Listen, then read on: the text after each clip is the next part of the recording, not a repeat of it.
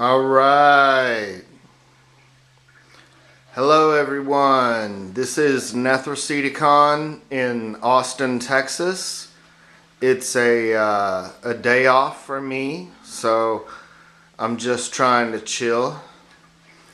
And I thought I would do a little mini collection update for you guys as far as my CD purchases several videos ago. I mean, I've kind of made somewhat of a series about collection updates when it comes to buying CDs, although I'm not going to be buying very many CDs anymore. I have probably like 20 in mind, but I just don't have the money for it. I have to pay bills like everyone else, and it's a sad state. It's so sad for me, you know. First world problems, I'm telling you. But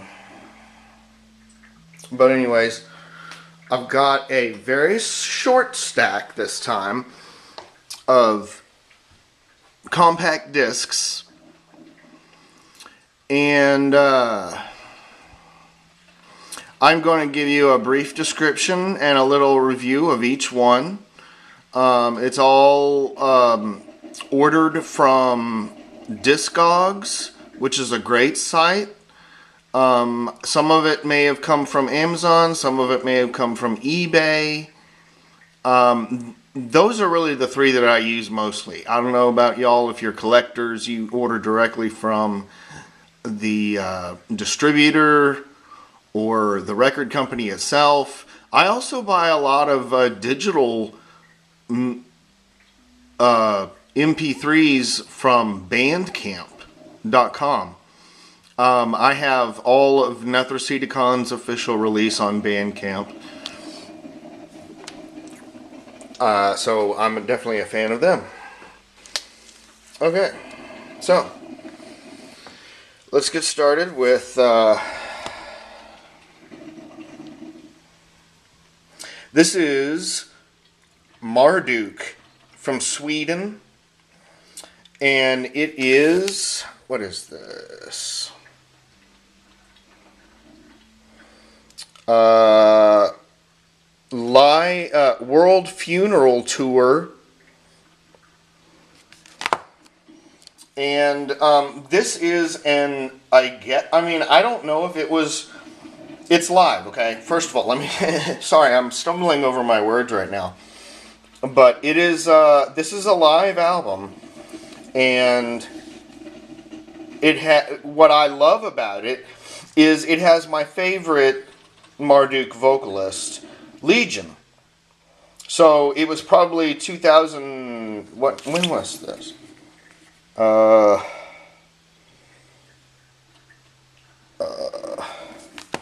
It says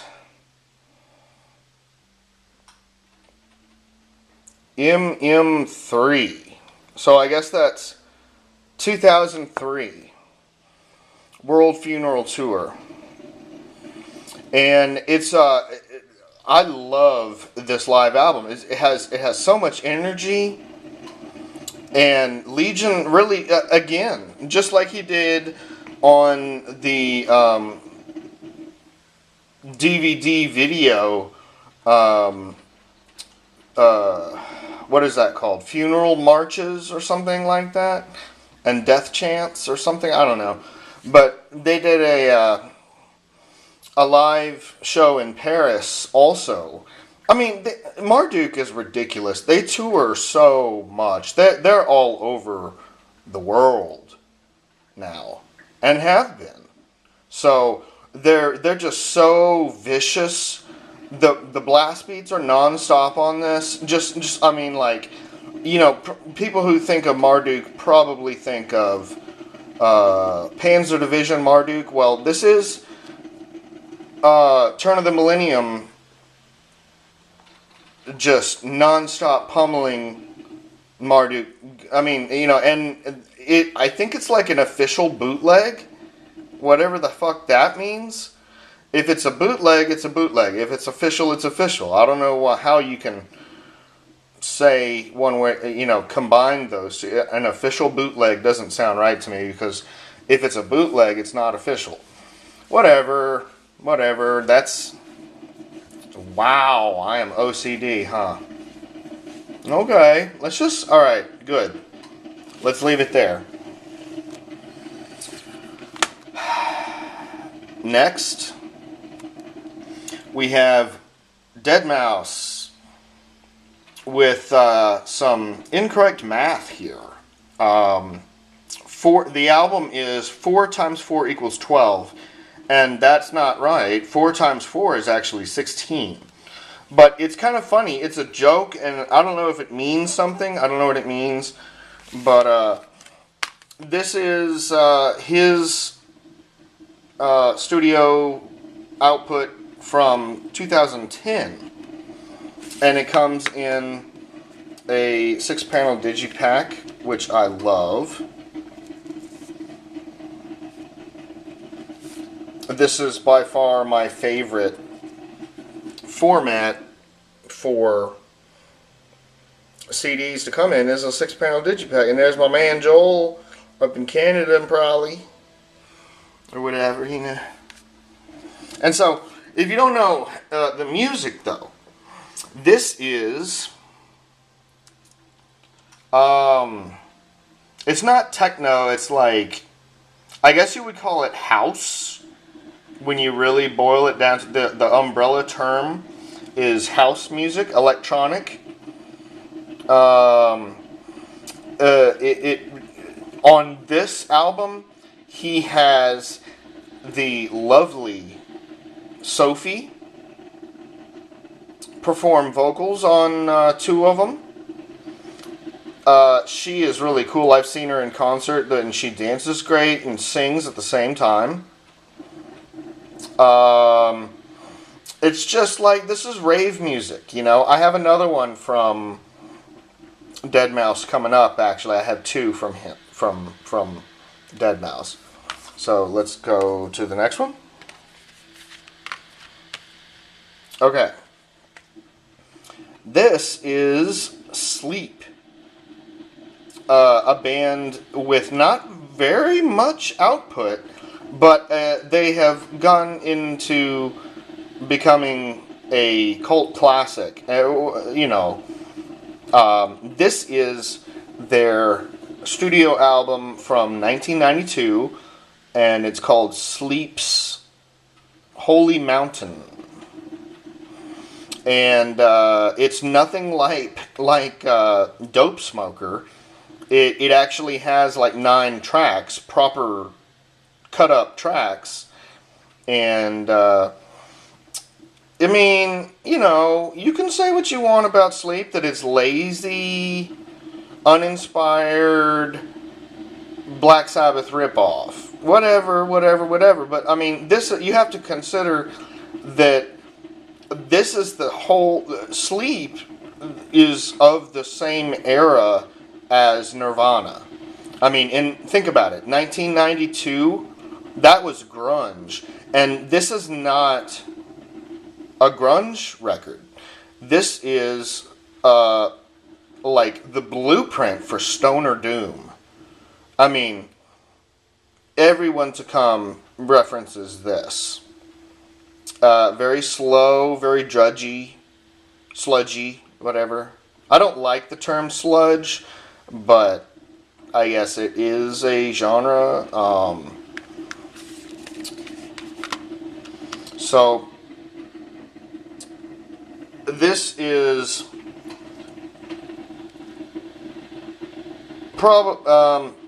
as far as Sleep, you probably want to get this one if you're interested in stoner doom, the origins of it. So try and remember that, because everybody sleeps. And all right, here's Deadmau5 again. Woo woo. This one is from 2009, and it's For Lack of a Better Name. He was silly with that. He just didn't want to name the album, and so he's like, For Lack of a Better Name. He might as well just call it album. You know, he's silly about that. Joel, you're silly. And this one, I'm gonna have to go back and listen. This has some guest vocalists, and I know there's an extended edition of Strobe. At least I have one somewhere, or an alternative take. I don't know, but again, it comes in a 6-panel digipack, which is the way to do it, brah. And I have done it, which I will show you momentarily. This is this album in particular is not so heavy on like deep house. It springs up with some like much poppier sound to me. But it's still great. I love, this is another good album from Deadmau5. I still enjoy it. It's a great for a party, for a rave, if you want to just jam. I don't know, whatever. Okay. Now, this is the compilation Nirvana. There are 15 choice cuts from here, ranging Nirvana's entire, sadly brief career on this CD. This is the second time that I bought it. I originally bought it as far back as 2004. I bought it and listened to it when I was like 18, 19 years old, and it really... I had heard Nirvana on the radio, but I discovered them through this.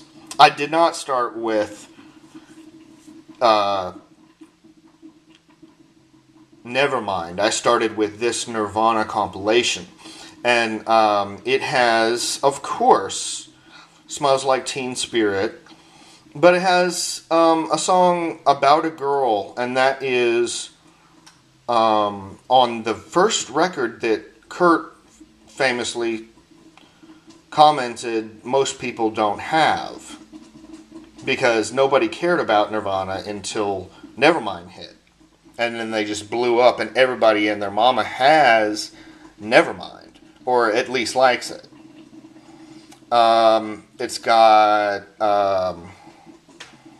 Heart-Shaped Box, Pennyroyal Tea, Rape Me, and 2 tracks off of the acoustic MTV Unplugged show. So, it's really, and the sound is great. I mean, if you are a Nirvana fan, you probably have all these songs, I guess. But the compilation is really special to me. They did it well. I guess that's all I want to say about that. Now, this might be a shocker to you, but yeah, I like Britney Spears. Okay. Like young Britney Spears, okay? I'm like that. So this is Oops, I Did It Again. And I think this is from 1999, baby. It has the title track, Oops, I Did It Again. And there's a lot of love songs on here. It just reminds me of being like 16 years old and watching her music videos and watching her grow to popularity on television. This is the second time I've bought this record. The first time I actually had my friend Andrew buy it for me. He was a year, maybe 2 years older than me, and so I gave him money, and he went to the store and bought Britney Spears' "Oops, I Did It Again" and gave it to me. He actually bought it for me at the store. Maybe it's possible that the reason for that is I didn't even have a car at the time I was that young. But I just, I don't know. Huge crush, even to this day, gotta say. The Princess of Pop. yeah, yeah, yeah. Now, this is one I think I may have reviewed in a previous video. But I just wanted to point it out, or give it a special mention right now, because I've been going back and listening to a lot of one-man black metal again, like been getting heavy into Xaster, and then this is Streborg from Australia. And this is his record from 2015, I think. This Suffocating Existence. And it's very haunting. This is my second favorite Streborg album. Because it just connects with me so well. Sin Nana, the single guy behind this project, is a influence for Nethrasiticon, my music project. Because I think that his approach is, I love the style of this. If you haven't heard Streborg, there's no other